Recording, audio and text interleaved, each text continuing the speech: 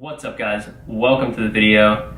Very excited to make this for you. I'm going to be talking about something near and dear to my heart, which is, of course, pre-workout. Pre-workout is something that is supposed to help you throughout your workout. It's meant to help you with things like energy, delaying muscle fatigue, reducing post-workout soreness, and things along those lines. Just a quick disclaimer, I am not a doctor, I am not a specialist, I am not a scientist, but I do work at a supplement retailer, so I do talk to a lot of people who use these supplements. I get a lot of feedback, and I use it myself. Without further ado, let's dive right in to the Dymatize perfectly engineered pre-workout.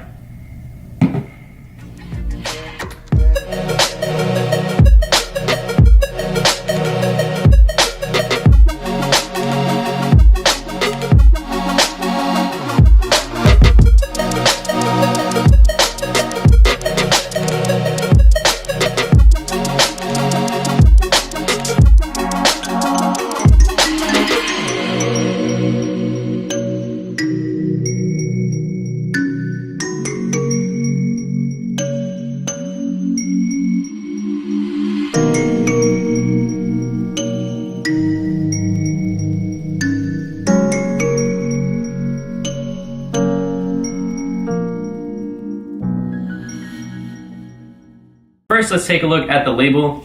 First impressions, nice packaging, pretty simple. They got me with the hand-spun cotton candy. I love cotton candy. Big things I see here on the front: 8 grams of citrulline, 3.2 grams of carnosine beta-alanine, and 125 milligrams theacrine. 20 servings in here. So this was $40. Like I said, I work for a supplement retailer, so I get discounts on this kind of stuff. But $40 for 20 servings, that's pretty pricey when you think about things like C4. C4 has 30 servings for $30 generally, depending on where you buy it. Hopefully it delivers on the expense. Usually when you pay more for something, you should get more out of it. I'm going to be using a website called examine.com to help me explain these things to you and give some supporting evidence for the ingredients. It's just an unbiased website, I think based in Canada, that does research on performance supplements so that you're not getting reviews by the companies who manufacture these products, which is obviously going to be biased. All right, guys, let's dive right into this nutrition label. I'm going to skip over where it says calories, carbohydrates, vitamin C. Long story short, there's just some vitamins in there and some sodium. That's about it. After that, you're going to see a black line, which separates the nutritional information from the supplement facts. The first supplement that we have in there, which is a great one, very effective in my opinion, is citrulline malate. Overall, the citrulline malate is going to be used as a vasodilator in this case to get better blood flow going to the muscles. Now let's check out citrulline. Now they do have it as citrulline on examine.com, but we're going to use this because that's the best information I have to use. So if you go to examine.com, you'll find that L-citrulline is indeed an amino acid, and it is turned into L-arginine in the kidneys after supplementation. So examine.com actually says that it is a more effective method of increasing L-arginine levels in the body than L-arginine supplementation on its own. So that's a big deal for all of the supplement companies that use L-arginine in their products. L-citrulline tends to be the superior way to boost those L-arginine levels in the blood and overall nitric oxide levels. It also states that it is used in sports performance and cardiovascular health to reduce fatigue and improve endurance in both anaerobic and aerobic prolonged exercise. Now, citrulline malate you'll see in a lot of these pre-workouts, but the clinical dose or the recommended dose is somewhere between 6 and 8 grams. And that's not something you usually see in the pre-workout. But in this case, we do have 8 grams of citrulline malate, not to be confused with L-citrulline, which is the amino acid citrulline on its own. Citrulline malate is citrulline bonded to malic acid. So that's supposed to help with absorption and your body's utilization of this ingredient. So I think that L-citrulline is a pretty effective ingredient to have in the pre-workout, and I'm happy to see that they have the full 8 grams in there. The second ingredient that I want to cover is the beta-alanine. Carnosine is the branded name for this. There's 3.2 grams of beta-alanine. Now what beta-alanine is, it's a precursor or a component to the amino acid carnosine, which can help with pH levels in the muscle, basically delaying that lactic acid burn. That buildup of lactic acid can kind of offset that a little bit so that maybe you get another 1 to 2 reps. And that's what we see on examine.com. I'll have a screen capture up right now to show you guys that in the studies, it looks like the subjects were able to get 1 to 2 more reps while working out. So long term, that compounding effect says to me that beta-alanine is probably a great ingredient to have in here. And you do have the recommended dose of 3.2 grams. The next ingredient that we have on our supplement facts here is L-taurine, which is again another amino acid.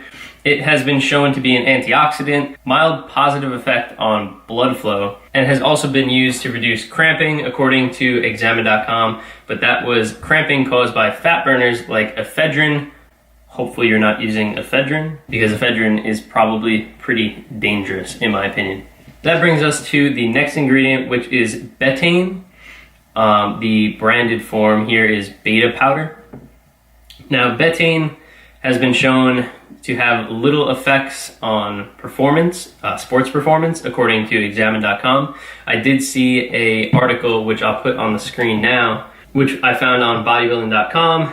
The title is Ask the Supplement Guru, What's the Word on Betaine? This was written by Jim Stepani, who is a PhD. It looks like this study showed subjects supplementing with betaine increased muscle mass by 4 pounds and arm size by 10%, while they decreased body fat by 7%. On one side, the placebo group experienced no increase in muscle mass or arm size and no body fat loss. Now, those are some pretty steep claims. A lot of respect for this guy. This is a guy who started the gym supplements line, but again, examine.com says little to no evidence. Side note, it's also found in beetroot, which is a supplement a lot of companies have started using in their pre-workouts and customers have started using as a supplement on its own. So overall, don't think it plays a huge role in the effectiveness of the product. Let's move on to the inositol stabilized arginine silicate. Now, examine.com doesn't have any information about this ingredient in particular. So I did find the website for the nitrocygni. I'm not entirely sure how to pronounce that, but this is the company, so take that for what it's worth. They are saying that their product significantly increased nitric oxide level production over each ingredient tested, as they list arginine, agmatine sulfate, citrulline malate, L-arginine, and citrulline. They also say that it has an FDA dietary ingredient notification status and is affirmed as generally recognized as safe. Side note, I guess. Not going to speak too much on this ingredient because there's just not a lot of information for me to use, but looks somewhat promising. At the very least, it's supposed to be a nitric oxide booster, so sure. The next ingredient we're going to be looking at is the N-acetyl L-tyrosine, which is a modified form of the amino acid L-tyrosine. And it looks like this is really in there to help with stress. It's supposed to help with cognition. According to examine.com, studies in humans showing most anti-stress promise for acute supplemental L-tyrosine use a dosage range of 100 to 150 milligrams per kilogram of body weight, which can be taken 60 minutes before exercise, which basically means a dose range of 9 to 13.5 grams for a 200-pound person and 7 to 10 grams for a 150-pound person. Now, we only have 350 milligrams in here. Very small dosage compared to what was used in these studies, but take it for what it's worth. It's supposed to help with mental performance, focus, whatever you may want to call it.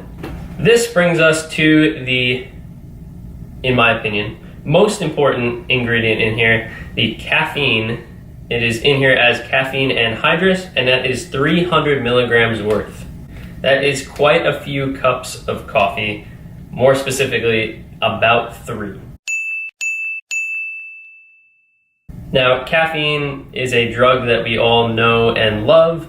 I am definitely dependent on these things because of the caffeine in there, and that is one warning I have for you guys, is that if you start using these pre-workouts and you like them, they work for you, you're probably going to want to keep using them because the caffeine in there is addictive and it just gives you a very good advantage in your workout, which you're going to want every time. And after taking one of these things, working out without caffeine can feel a bit dreary at best. Caffeine is classified as a nootropic, which is something that helps with mental performance. So if you are working out, obviously that will help you when you're doing a bench press and you're ready to just give up and your muscles are giving out, but you push through that sticking point. That's how caffeine can help you, is that mentally overcoming the pain of working out and the stress on your body in the moment. I have found caffeine to be very effective at motivating me and getting me to go to the gym, stay in the gym, and push myself harder when I'm in the gym. So caffeine, really a key ingredient in this pre-workout. Next we have some coconut water fruit powder, nice tongue twister, 200 milligrams. I'm assuming that's in there for the electrolytes that are present in coconut water. Not gonna go into that too much. Electrolytes, good to maintain proper balance of water in your body. Helps keep you hydrated, that's that. And the last ingredient is the theacrine, or T-cream. This is, from my knowledge, a much newer ingredient in pre-workouts, and it is similar to caffeine. It is classified as an alkaloid. It's an alkaloid structurally similar to caffeine, according to examine.com, and preliminary evidence suggests less tolerance with it compared to caffeine. The mixability, as you can see in this shot that I got here, is actually really good. Some of these pre-workouts, you mix it up, you shake it up, no matter how many seconds or how many minutes you shake this thing, it just doesn't dissolve. It just stays like little rocks at the bottom of your shaker bottle. This dissolves really well, which I was very happy with. The flavor on this is pretty good. I don't think they hit the nail on the head with cotton candy, but if you have the water to pre-workout ratio right, it tastes pretty damn good, and throw a couple ice cubes in there, it'll taste even better. So for me, the taste isn't a huge deal with these because I'm just drinking it to have the effect that it is supposed to have on me. And as long as it does what I am expecting, I am pretty much happy with it, as long as it doesn't taste like straight garbage. But that's me. Overall, very good pre-workout. Not for the person who's never tried pre-workout because of the caffeine level and that theacrine. It'll just have, you know, a crazy stimulant effect, and you'll just probably feel like garbage unless your caffeine tolerance is somewhat developed. I've been using these pre-workouts for years, so not a problem for me. What I will say, if you do have any anxiety type issues, or you're prone to overactive thoughts, rushing thoughts, or unable to focus, I would definitely not recommend this one, because I do find that after I take it, I am a little bit scatterbrained. I'm usually like that though.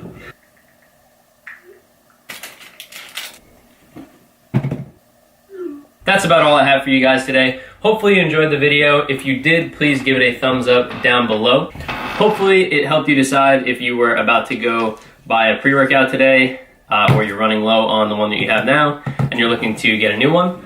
Shout out to Maddie Fisaro for selling me this camera. Thank you very much. That way I can bring you guys more of these supplement reviews. I'm gonna link Maddie Fisaro's channel in the bottom. Big shout out to him. Go follow him. I've been following him for a couple of years before I even thought about doing a YouTube channel, which I have still been thinking about for years.